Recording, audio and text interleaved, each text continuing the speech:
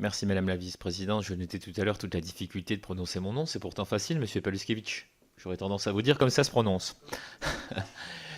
Monsieur le Président, ça a été dit, la question n'est pas de savoir s'il y aura une guerre commerciale. La guerre commerciale a déjà commencé. Ce sont les mots, et ça a été dit, de Bruno Le Maire lors des rencontres économiques dimanche dernier à Aix-en-Provence.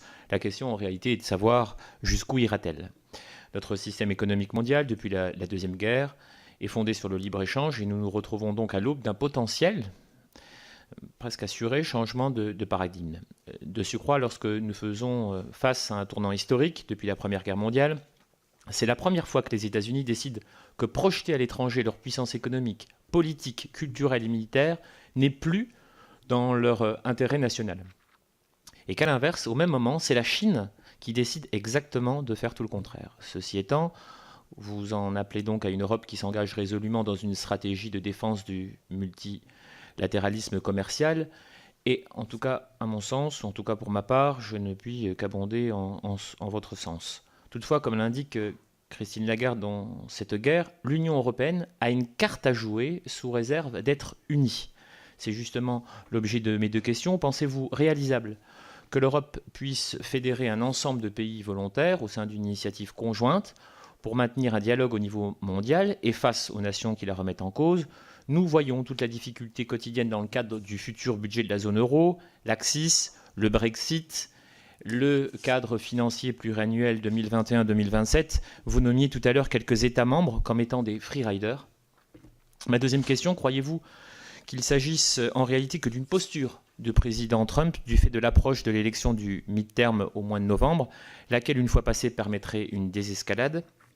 Et pour finir, je voudrais vous remercier pour la présentation de cette analyse présentement faite, vous remerciant avec largesse au regard du fait que j'avais fortement apprécié votre appel du 16 janvier dernier, lequel appelait à la nécessaire refondation de la zone euro, que vous avez porté avec 14 autres économistes, dont Agnès Benazi, que j'ai eu l'occasion de rencontrer dans le cadre de mes travaux et de l'audition en lien avec le prélèvement sur recettes. Je vous remercie.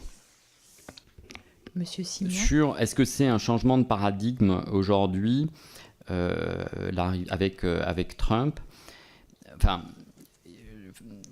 très certainement en Europe, on sera relativement heureux si M. Trump n'est pas réélu et on pensera que c'est une bonne chose. Mais faisons attention, Trump n'est pas...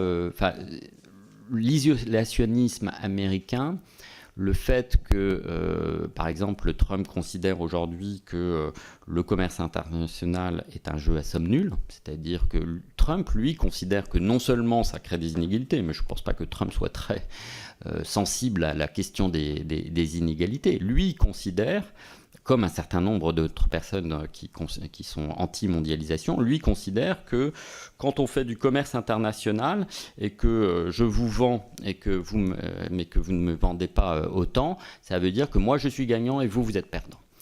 Donc Trump a une vision du commerce international qui est une vision typiquement où de gagnants et de perdants, et que c'est un jeu à somme nulle. Mais c'est exactement comme les gens qui pensent que quand ils vont acheter leur pain chez le boulanger, s'ils achètent quelque chose au boulanger, c'est que fondamentalement ils doivent y perdre quelque chose. Ben non. La plupart des économistes considèrent que quand il y a un échange entre le boulanger et celui qui achète la baguette n'est pas perdant et que celui qui est... Voilà, et c'est un jeu à somme positive de ce point de vue quand il y a du commerce, qui soit d'ailleurs intranational ou international. Ça n'est pas du tout la vision de Trump, et je pense qu'au-delà de Trump, qui évidemment exacerbe cette vision très nationaliste de la question économique, je pense que au-delà de Trump, si Trump perd les élections dans 2 ans ou dans 6 ans, ce ne sont pas les démocrates et ce ne sont pas les républicains qui remplaceraient potentiellement Trump qui vont enlever tous les tarifs. Ce sera extrêmement difficile de revenir en arrière. Donc de ce point de vue, oui, c'est un changement de paradigme, parce que de ce point de vue, je ne pense pas du tout qu'il y aura un retour très facile en arrière, surtout si on va très loin dans un certain nombre de tarifs. Alors la carte à jouer pour l'Union européenne, je pense que nous devons apparaître comme un pôle de stabilité.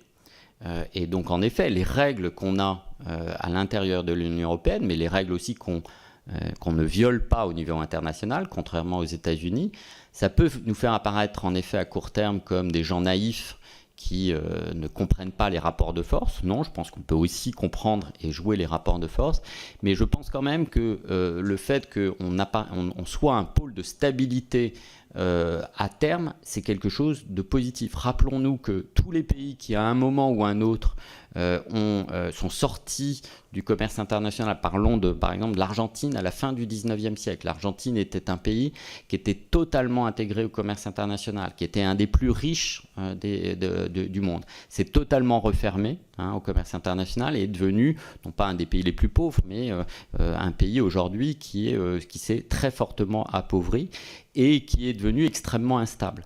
Donc à la fois l'ouverture au commerce international et le fait d'être un pôle de stabilité pour l'investissement, pour l'innovation, etc., me paraissent extrêmement importants.